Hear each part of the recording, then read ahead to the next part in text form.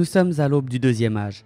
En Terre du Milieu, Sauron est tapi dans l'Est lointain, là où personne ne pourra s'opposer à son retour.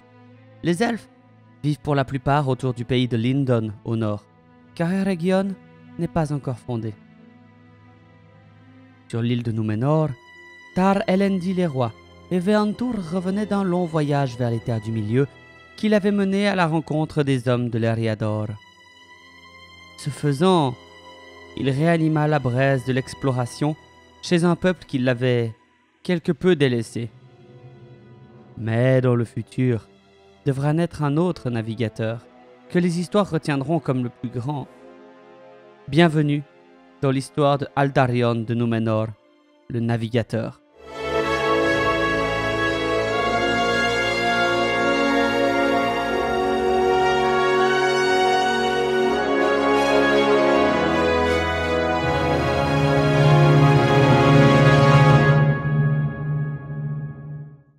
Ainsi donc, l'an 700 commence à Númenor, Tar Elendil est roi, et son héritier, Meneldur, annonce à la cour la naissance de son premier fils, Aldarion, au début du mois d'avril. Durant ses années d'enfance, Aldarion développa un attrait pour la mer qui se mua rapidement en amour. Il cherchait toujours à être près de la grande mer, à s'approcher des vagues ou à l'observer du haut des falaises. Tout cela bien contre l'avis de son père, qui se trouvait n'avoir aucun attrait vers l'océan. L'île de Númenor lui suffisait.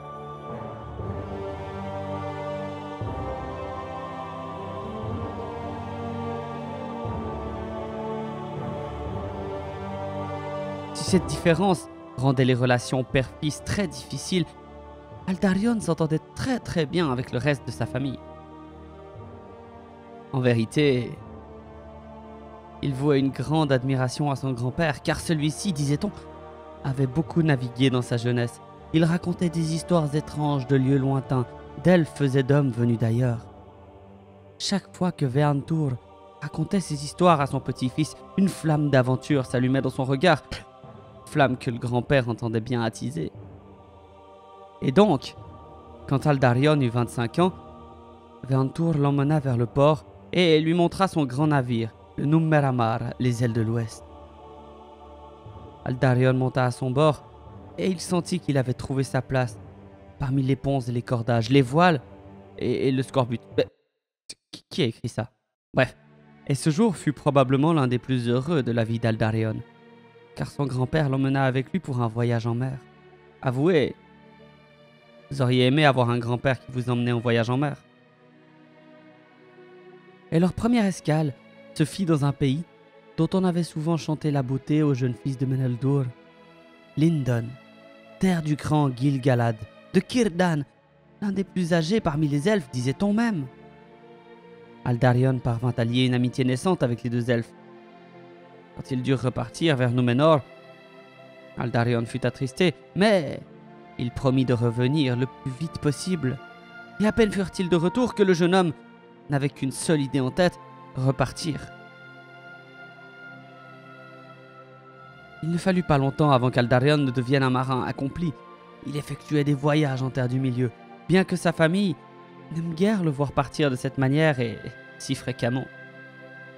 Aldarion était si souvent en mer et à l'aventure qu'il finit par fonder la guilde des aventuriers.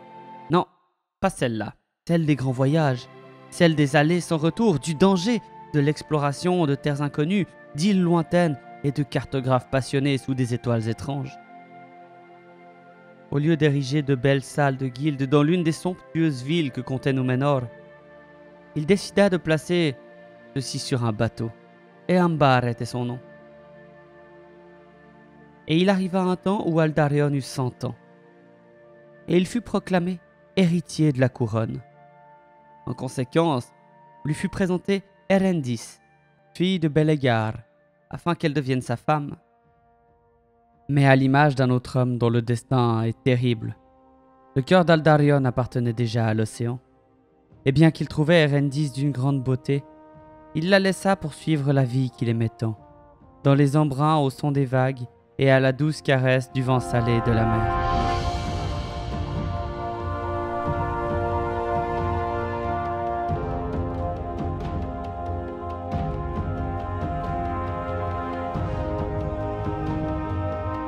Dès ce jour, Aldarion, fils du vent et de la mer, s'élança maintes fois des rives dorées de Númenor pour fouler des terres encore mystérieuses de la Terre du Milieu. Guerrier et navigateur, son regard perçant devinait déjà les menaces qui, telles des ombres rampantes, se rassemblaient sous les cieux de l'Est. Il gagna la confiance et l'amitié de Gil-galad, le roi des elfes du Lindon, avec qui il échangea des paroles profondes et des secrets d'un autre âge.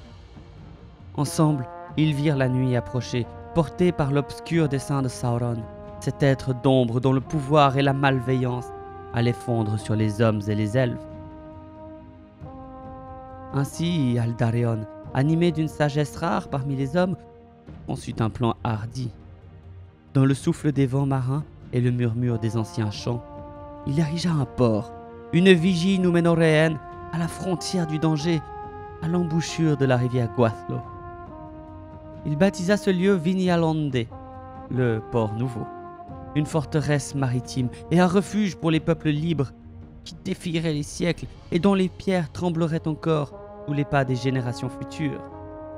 Même au troisième âge, lorsque son nom se perdit et devint celui de Landaer, les vestiges de ce port seraient là, comme les témoins silencieux d'une époque de grandeur et de courage que les hommes ont oublié. Aldarion, visionnaire autant que capitaine, voyait au-delà des terres et des mers, vers un avenir où les forêts denses de Númenor pourraient être anéanties. Pour préserver cette richesse naturelle, il prit un engagement solennel envers sa terre natale. Là où un arbre tombait, il en planterait deux, et là où la terre s'étendait libre et fertile, il ensemençait la promesse d'une forêt nouvelle. Aldarion protégea ainsi Númenor de l'oubli, assurant sa prospérité, enracinant l'avenir même de son peuple dans la terre de l'île. Sa légende, taillée dans les vagues, devint celle d'un homme dont la sagesse s'étendait aussi loin que son audace et dont l'esprit resterait vivace tant que les arbres de Númenor se dresseraient vers le ciel. Et avant peu, il eut de nombreux navires sous son commandement. Eambar était le premier, bientôt rejoint par le Palaran, qui l'emmena alors de nombreux voyages. Irilande, le plus grand navire de Númenor, fut bientôt ajouté à la naissante flotte d'Aldarion. Mais toujours était là le plus ancien, avant même la guilde, ayant connu le premier voyage du jeune, le Númeramar, le navire de son grand-père, Veantur. À peu près à cette époque, les Druedain vivant à Númenor furent gagnés par l'inquiétude, lorsqu'Aldarion, au rêve d'aventure, entreprit ses vastes expéditions vers les rivages lointains de la Terre du Milieu. Ils le pressèrent de renoncer à ses voyages audacieux car ils percevaient dans leur cœur les sombres présages d'épreuves à venir. Mais leurs supplications ne purent détourner Aldarion de sa destinée. Un à un, les Druedain, la tristesse dans l'âme, quittèrent Númenor et prirent le chemin des navires, cherchant refuge dans les forêts et collines de la Terre du Milieu, comme pour échapper au bouleversement qu'ils sentaient imminent. Bien que les Núménoréens puissent doter d'une résistance bien supérieure aux maladies comparées aux autres hommes, certains marins succombèrent aux maux rencontrés lors des premiers voyages d'exploration vers les lointaines terres du sud et de l'est au Lindon. Les fièvres étrangères, les maladies communes des régions visitées frappèrent les aventuriers, éveillant une inquiétude croissante parmi le peuple de Númenor.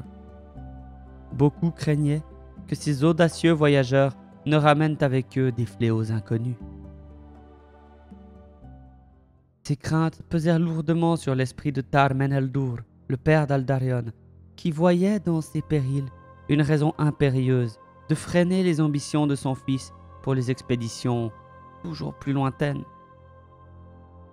C'était là une source de froid entre le roi et l'explorateur, une tension qui couvait, nourrie par le désaccord profond sur les risques que ces longs voyages faisaient peser sur l'île. Pourtant, peu d'aventuriers perdirent la vie en terre lointaine, et ceux qui, affaiblis mais vivants, revinrent à Númenor, retrouvèrent rapidement la vigueur de leur sang. Leurs maladies, comme emportées par les vents de l'océan, ne se propagèrent pas dans leur patrie. dissipant ainsi une part des craintes qui avaient voilé l'esprit de Númenor. Mais l'heure est à l'aventure, car Aldarion partit en mer tant de fois que son nom y est définitivement lié. Sans doute qu'un ancien scribe pourra vous en dire plus sur les voyages d'Aldarion. Je vous laisse au bon soin de Galethorn. Jeune et avide d'aventure, Aldarion entreprit son premier voyage avec son grand-père, Veantur, sur le fier navire Númenor. Ils voguèrent vers les havres gris jusqu'au Lindon et l'ouest de l'Eriador. Là, Aldarion fit 2 rencontres qui marquèrent son destin. Círdan le charpentier et Gil-galad, roi du Lindon. Une amitié profonde naquit avec ces figures légendaires, scellant un lien entre Númenor et les elfes qui perdurerait bien après lui. Ayant goûté au mystère des côtes elfiques, Aldarion prit de nouveau la mer à bord de Númenor pour un périple de 3 années jusqu'au Lindon. Fasciné par la sagesse des elfes et leur sombre vision de l'avenir, il rapporta avec lui des savoirs anciens et une résolution renforcée d'explorer plus loin encore. Durant ce voyage audacieux, Aldarion tourna ses voiles vers les rivages méridionaux, explorant au-delà des havres gris. Il suivit les rivières Baranduin, Gwathlo et Isen, contournant le cap de Ras Morthil et s'aventurant jusqu'à la majestueuse baie de Belfalas et aux montagnes du pays d'Amroth. Ce fut un voyage de découverte, chaque côte révélant ses secrets et ses richesses naturelles. La création de Vigna Londei. Aldarion multiplia ses voyages le long des côtes de la Terre du Milieu, résolu à trouver du bois pour les navires de Númenor. En réponse aux restrictions de son père sur l'abattage des forêts de l'île, il fonda la Guilde des Aventuriers en 750 et établit le port de Vigna Londei, à l'embouchure de la rivière Gwathlo, un avant-poste destiné à sécuriser le commerce avec les terres de l'Est. Lors de ce périple, Aldarion ramena bien plus que des récits. Il revint avec des minerais précieux d'argent et d'or, ouvrant à Númenor de nouvelles perspectives de prospérité. Ce long voyage renforça ses ambitions d'expansion, en même temps qu'il éveillait les craintes de son peuple face aux forêts dépouillées de leurs arbres. En prenant la mer avec son nouveau navire, le Palaran, Aldarion entreprit un voyage sous le signe des présents. Il ramena à Númenor des cadeaux d'une beauté rare pour sa mère et les dames de sa maison, ainsi qu'un diamant étincelant destiné à sa bien-aimée Erendis, témoignage de l'éclat des royaumes lointains. Cette expédition emmena Aldarion et sa flotte de 7 navires vers les forêts abondantes de la Terre du Milieu. Il revint avec 9 navires chargés de bois, ayant fait construire 2 nouveaux bâtiments à Vigna Londei. Cette expédition renforça l'infrastructure maritime de Númenor, mais attisa les tensions avec ceux qui se sentaient dépossédés de leurs terres. Suite à la fermeture des chantiers navals de Romena et à l'interdiction d'abattre des arbres pour la marine, Aldarion partit avec 3 navires pour une expédition périlleuse. Après des réparations à Vigna Londei, il poursuivit vers le sud et échappa de justesse à un naufrage dans le Harad. Mais à son retour, il trouva Vigna Londei en ruine, pillée et submergée par les inondations. Ce voyage marqua le début d'un déclin pour son précieux port. Peu après ses fiançailles, Aldarion entreprit une expédition pour constater l'état de Vigna Londei, accompagné de 3 navires. Il découvrit avec tristesse que le port avait été irrémédiablement ruiné par les inondations, que les hommes des côtes, jadis alliés, étaient devenus hostiles. Des rumeurs inquiétantes circulaient, évoquant un seigneur de la Terre du Milieu nourrissant une haine farouche envers Númenor. Le voyage de l'Iri Londei. Aldarion mit les voiles à bord de son navire, l'Iri Londei, pour un dernier voyage mémorable. Il revint de Terre du Milieu porteur d'une lettre du roi Gil-galad à l'attention de son père, le roi Tar Meneldur. Dans cette missive, un appel à l'aide. Un serviteur de Morgoth se levait à l'est, et le roi elfe demandait l'aide des Núménoréens pour défendre l'Eriador d'un assaut menaçant.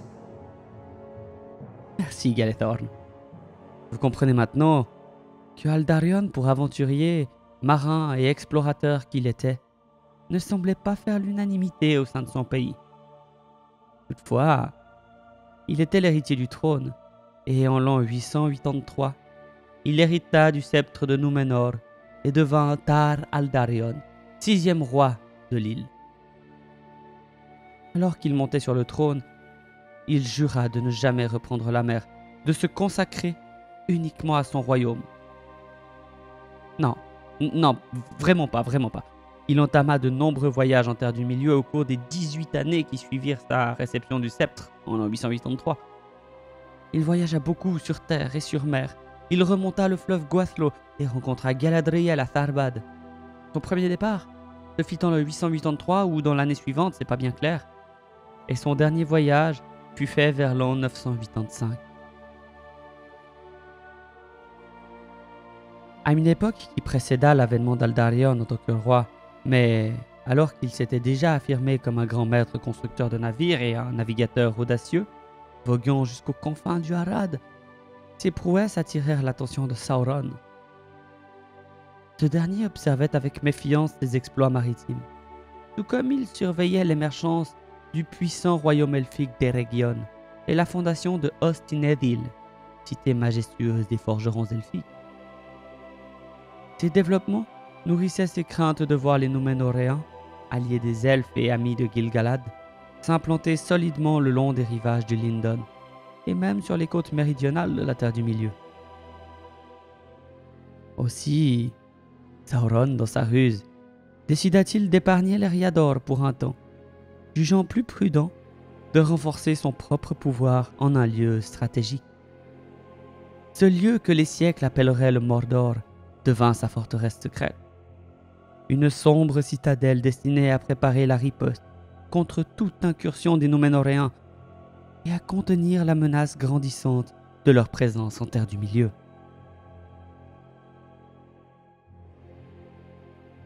Mais que serait l'histoire d'Aldarion sans celle d'Erendis? Avant même leur mariage, Erendis ressentit l'ombre d'une rivale insaisissable, la mer, impérieuse et immuable, qui possédait Aldarion d'une manière telle qu'elle ne pourrait jamais égaler. Dans leurs échanges, ce malaise s'infiltrait comme un murmure douloureux. Pour Erendis, Dame Winan, esprit des océans, était une ennemie silencieuse, la puissance des flots qui emportaient son amour loin d'elle. Quant à Aldarion, il lui semblait être l'incarnation même d'Oromé, le Vala des bois et des grands espaces, toujours attiré par l'appel sauvage des horizons, alors qu'Erendis, elle, trouvait son bonheur dans la tranquillité des forêts, dans le silence des arbres qui s'élevaient sur leur terre insulaire, ancrée comme elle dans Núménor. Les années passant, cette opposition entre eux se creusa comme un fossé infranchissable, rongeant leur union. Aldarion, prisonnier de sa passion pour la mer et de sa vision du destin de Núménor, disparaissait en de longues expéditions, laissant Erendis seul avec ses espoirs brisés et le foyer silencieux qu'il ne partageait plus avec elle.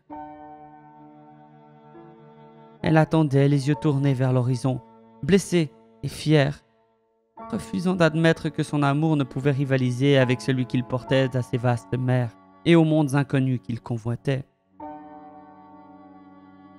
Toutefois, le roi distant trouva le temps, entre ses trop nombreux voyages, de donner à Erendis une fille unique, qu'il nommait Ankaleme, et qui, quand le temps sera mûr, deviendra la première reine régnante de Núménor.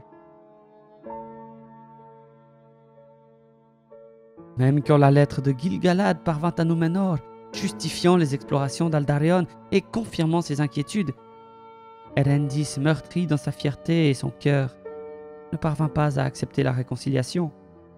Pour elle, cet amour partagé avec l'océan, ce besoin d'ailleurs qui habitait Aldarion, demeurait un obstacle insurmontable.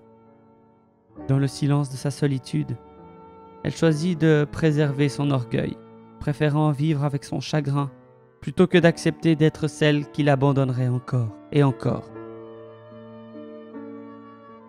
Et il advint qu'en 1098, Aldarion fut fatigué par ses nombreux voyages. Ayant laissé le sceptre de Núménor à sa fille plus de 20 ans auparavant, il quitta la vie en paix, prenant un repos largement mérité.